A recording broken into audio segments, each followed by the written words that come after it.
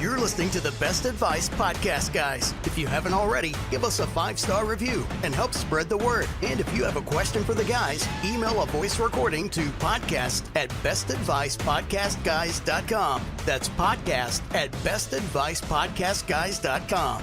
Today's episode is brought to you by Security Financial Management. If you're ready to level up your financial game, SFM offers a free initial consultation after each episode. Just send an email to podcast@bestadvicepodcastguys.com with the subject line complimentary consultation to book yours today. Ooh, welcome back to Best Advice Podcast, guys. I'm your host, Rob Lovaglio, here as always with Fatz Jax, Frank Lovaglio, and Dave Allen. And gentlemen, what's crack-a-lacking? What's crack-a-lacking? Crack-a-lacking. Had a little extra drag on the end of it, didn't it? Crack-a-lacking. That was good. Yeah, it had a little hot air on that one. I liked it. We start each episode with a powerful practice of positive thinking. We like to call this, give me something good. Today's my turn. All right, well then, Rob, if it's your turn, then give me some good. Hey, give me something good. All right, one of my favorite quotes. I'm going to keep it simple today, guys, but one of my favorite quotes is, every man has two lives, right? The first life starts when they're born, and that second life starts once they realize that they only have one life.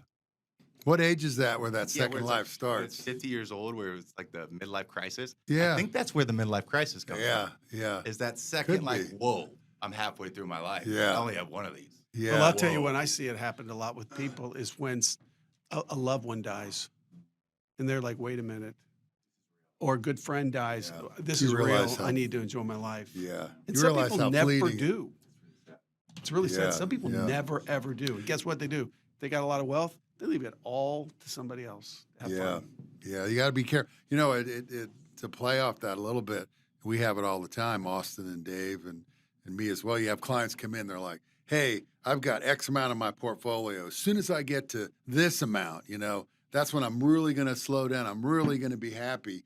And you can chase it all the time. You can chase it. And then we see all the time where someone says, if I can get this one more, edge on my portfolio, I'm going to slow down. And they never really do. Yeah. And then, sadly, at some point they pass away and then all these other people are enjoying their wealth. So I think that there's that work-life balance that we try to do here.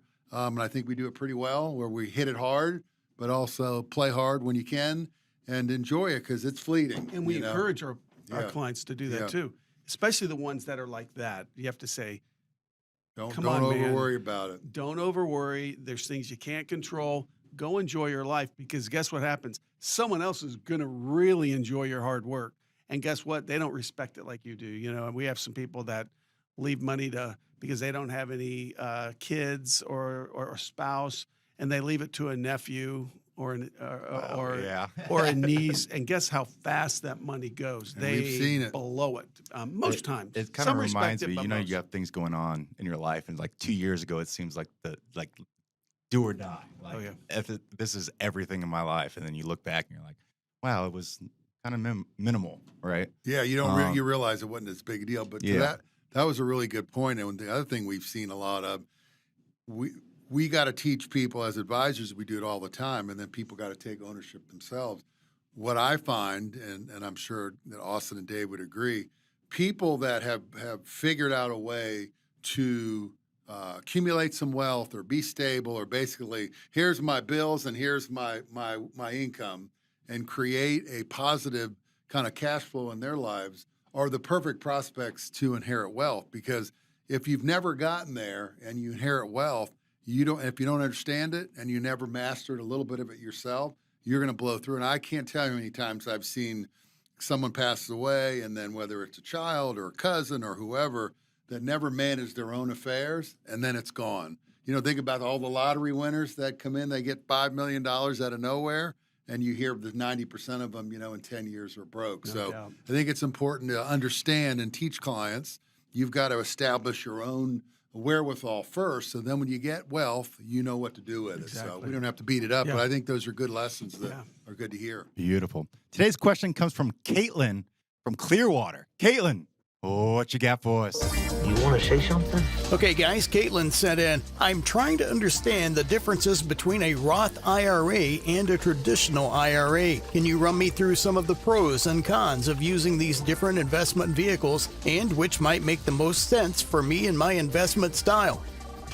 All right, thank you. Dad, you want to start off with the Roth IRA? I'll do it, yeah. So one of the things that we like about the Roth IRA that differentiates itself, and Austin's going to go into the traditional, but the thing that I like about the Roth is that it's tax-free accumulation and tax-free withdrawal. So that gives people a lot of opportunities to be able to accumulate wealth on a tax-free basis. But a couple of things, there's a few rules in there I wanted to kind of share. And the reason why I like a Roth 401k for those people that are high earners, because a regular Roth, if you make $138,000, if you make over $138,000, you really can't do a full Roth. It starts to scale down at $153,000. And then if you're that was for single. If you're married at $218,000, it starts to pare down, and at $228,000, you can't do one at all. So there's limitations if you're trying to put money in a regular Roth IRA. So the workaround there is most big corporations now, they don't have to be big, usually over 25 employees or more, are starting to. You got to look at your plan document if you're listening. But a lot of companies now are expanding from the traditional old 401k to the Roth 401k. They have both options, right? Yeah, they have both of them. And the thing that's nice about that is you don't have that limitation of $138,000 single and $218,000 married, and you can put into in a regular after-tax Roth IRA $22,000 or $23,000 now in 2024 in a Roth IRA, up to $30,500 if you're over 50. So if you're over 50 years old, you can plow away over $30,000 in a Roth 401k versus the rules if it was a regular IRA, a Roth IRA that's not in the 401k structure, you can only do $7,000 and then $8,000 if you're over 50. So $8,000 versus $30,500, that's kind of a big deal. It's a big and remember, you put 30 grand a year, just make it fun. 30,000 times 10 is 300,000.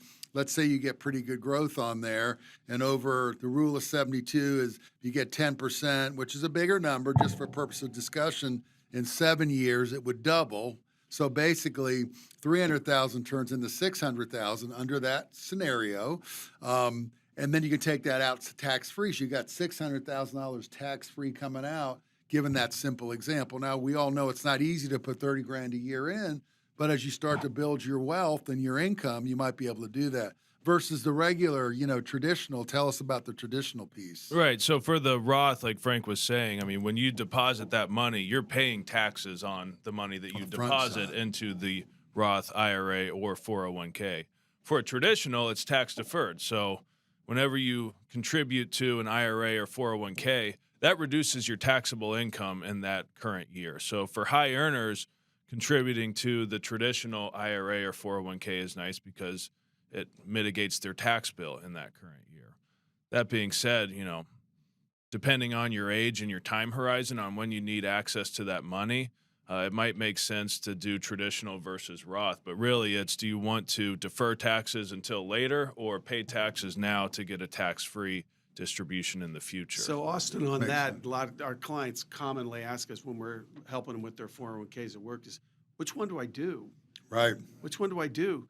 And so many times it's like they're both good. Yeah. Let's Different split it. purposes. Let's go half and half, guys. So you've got both. You'll get some tax break today. Right. And some tax break tomorrow. So, and then if you're not concerned about your tax break today, get into a Roth and let it go there. So everybody's circumstances are different. So what's the strategy? Traditionally, if you're making more, what do you for a Roth for a traditional IRA? Your income is way lower when you're getting taxed on it. Is that like what? But if you're making more today, So you're saying like so right? the idea is when you Yeah. take distributions in the future in retirement, you're not working anymore. So your taxable income is less. Right. Meaning that when you Maybe. take it, hopefully, we don't know what taxes will be in the future, but the idea is your taxable income is less so that when you do take a distribution, you're paying less taxes than you would when you're making a high income to whatever Whatever it is. Exactly. And the key to that, Robert, too, and we see that, Dave and Austin as well, is distribution of money when you retire is a very important component of being successful in That's what retirement. the last show was on, yeah. It's difficult because Well, so you what work we your whole try life for it too, right? Yeah, what we try to educate clients on is maybe a combination. So, when you put money in a 401k, traditional 401k, you reduce your taxes. So whatever your tax rate is, you're putting the money in pre-tax. The antithesis of that is in a Roth IRA, you're paying tax first and then putting it in, but then it grows tax-free. So when you go to withdraw it, it's much more tax efficient out of the Roth because it's tax-free withdrawal. Mm-hmm. On the other side, when you take money out of a traditional IRA, and we've talked about this on other shows, if you're fortunate enough to accumulate $1 million in a 401k after 30, 40 years of hard work, when you go to pull money out of that, it's really 75 cent dollars just to be broad. So $1 million's really 750,000. If you're in the highest bracket, $1 million might be 620,000. I mean, a 39 top bracket. So it's a lot of difference. So when people go, I have $1 million, they're like, well, you kind of do, but you can't spend federal government money. You really have $600,000 or $700,000. Are you technically a millionaire then? Well, you're not really. You're a pre-tax millionaire. Ain't nobody got time for that. It's interesting, but that's the key is when you withdraw, maybe a balance of the two. All right. Hope that helps, Caitlin. Remember, folks, the secret to wealth is not what you earn, it's what you keep. Happy days, everybody. This podcast is for entertainment and educational purposes only and is not intended as personal financial advice. Before making any financial decision, please do your own research and consult a financial advisor as needed. If you have a question for the guys, email podcast@bestadvicepodcastguys.com.